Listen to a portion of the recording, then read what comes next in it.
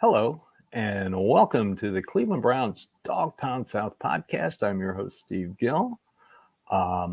This podcast is part of the Fanatical Elf Network, which is part of the Fans First Sports Network. Thank you for tuning in. Another Victory Monday. That one was, I had to sweat that one out, didn't we? Man, for three quarters, Joe Flacco looked like the Joe Flacco that played at the end of his career last year. Something I've been afraid of. But is it really Was it really Flacco, or was it the Bears defense? It's the Bears defense. Like I said in my pregame article, Montez Sweat is a game wrecker. He is a pain in the you-know-what to any offensive coordinator. Could the Browns run the ball? No, they couldn't run the ball. I think they had something like 30 yards and 17 carries. But the defense stepped up when it had to, and the offense got clicking in the fourth quarter. Flacco was 11 of 13, 212 yards in the fourth quarter, a quarterback rating of 144.4.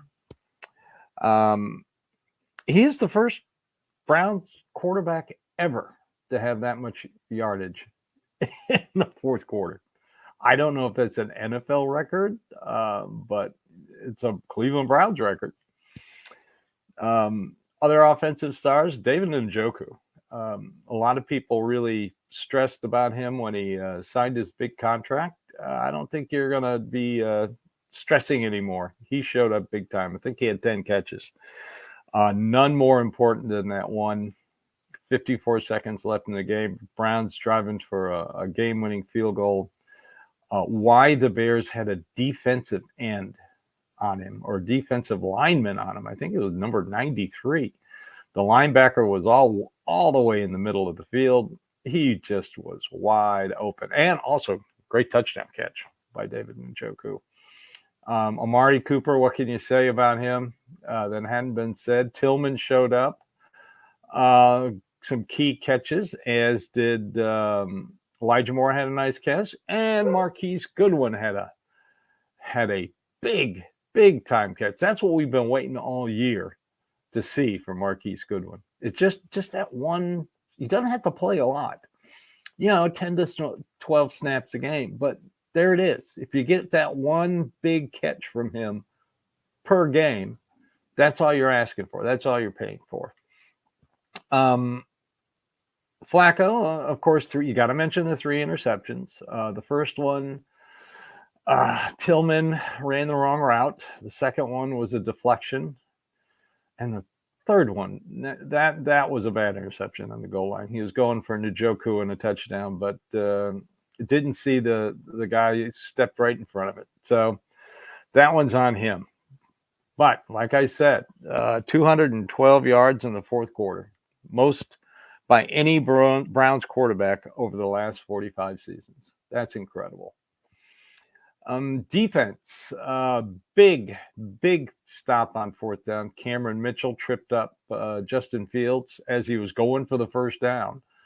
That was a fourth down play. That was big. And even though Myles Garrett, again, did not have a sack and was basically held on every play again, I think the referees didn't like getting called out, so they're not going to call any holding. It's going to have to come be blatantly obvious, I think, in the future. He's not going to get any calls. But big stop on a run, and same with Alex Wright, also a big stop on a run for a fourth down play. So Bears were 0 for 2 on fourth down, and the reason they were is because of the defense.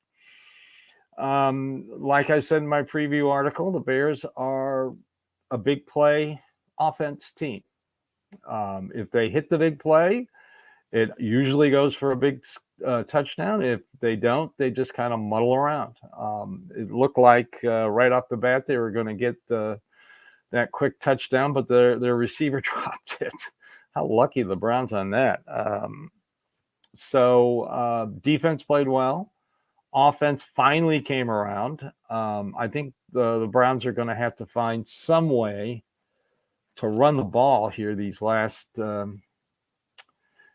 games in the season, because right now, the Bears are very good against the run, very good. I think since they traded for Montez Sweat, they're like fourth against the run. This is probably the best overall defense the Browns faced all year.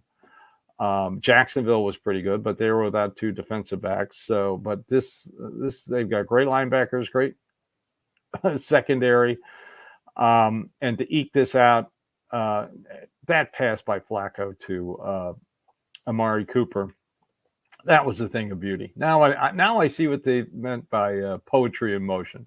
That was poetry in motion. So the Browns, due to the Steelers losing on Saturday, boo-hoo, cry, cry. No matter how this game turned out, they would have held on to the fifth spot in the playoffs, the number one wildcard team. This just assures them they're still in number 5. And playoffs were held today. They would, I think, play the AFC South winner. Now they do have an outside chance, slight chance. I keep saying this, of winning the division and possibly being the number 1 seed. I sure and hope that Jacksonville would have beaten Baltimore, but no. But Baltimore's got to go to San Francisco, and they also have to play the Dolphins. So for them to lose 2 games, the Browns to win out. Right now, the Browns playoff odds are, I think they're at 89%. If they beat Houston this coming week, their playoff hopes go to 99%. I don't know why they don't clinch. You beat Houston and you're 99% sure. That sounds pretty good to me. So coming up, game Houston. Houston won an overtime game here in Nashville against the Titans. Field goal in overtime won it. Case Keenum, former Brown, is now their quarterback. No word on C.J. Stroud and concussion. Also no word yet on injuries the Browns sustained. Joel Bitonio got hurt. We're all going to have to hold our breath. That's another thing. Nick Harris went out. So you had one lineman, Wyatt Teller, who's been starting all year. I mean, Nick Harris goes out, Nick Harris comes in. Luke Whippler played pretty well while he was in there.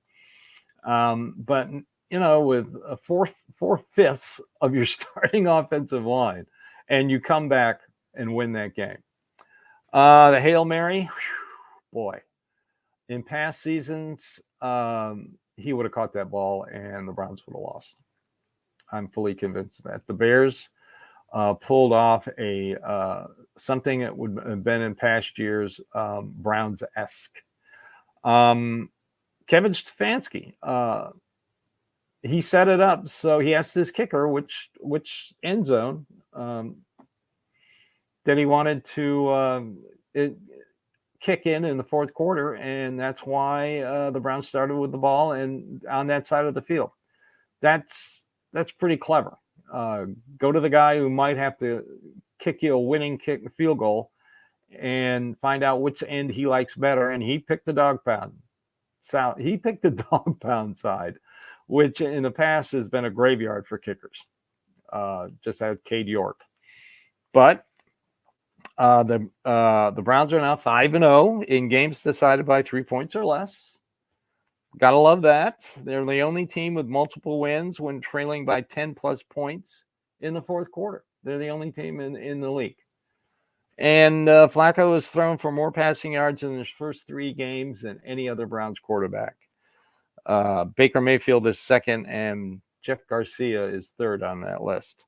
So Flacco fever, catch it. Let's see what they do against Houston this week. PFF Pro Football Focus grades aren't out yet. Look for my blog on dogpoundsouth.net. I'll have that, and I'll also have a a rooting guide for this upcoming week. Right now, all the Browns have to do is just keep winning, and it's possible. We'll find out. Let's hope the home defense shows up on the road in Houston. If CJ Stroud plays, that might be a difficult task. When the season started, I kind of thought, rookie quarterback. Browns should mark that as a W. But now that they're playing way over their heads, Case Keenum. Other games this weekend, like I said, Pittsburgh lost. I will again say this. Mike Tomlin is going to finish the season with his first losing record. They are just a mess. Minnesota with another Browns quarterback, Nick Mullins, lost to the Bengals. I tell you, it might come down to that last game in Cincinnati. Cincinnati and Pittsburgh play next week, and it doesn't matter who wins. Do you want Pittsburgh is not going to make the playoffs. It would take a miracle. And I'd kind of like to get rid of Cincinnati so that last game of the season isn't all important, So I think I'll be forced to root for Pittsburgh this week, but it really doesn't matter who wins or doesn't win. It doesn't really affect the Browns. Browns just need to keep winning. Browns just need to take this defense that plays so well at home and take it on the road and see what they can do. All right, so that's it for today. I know everybody's enjoying their Victory Monday, and thank you for watching and listening to the Cleveland Browns Dawgpound South podcast, part of the Fanatical Elves Network, part of the Fans First Sports Network. I really appreciate the follows and the clicks and the views. We all do here at the Fanatical Elves Network. So it's on to Houston next. And let's hope we can keep this winning streak going. Let's just, enjoy your Victory Monday and go Browns.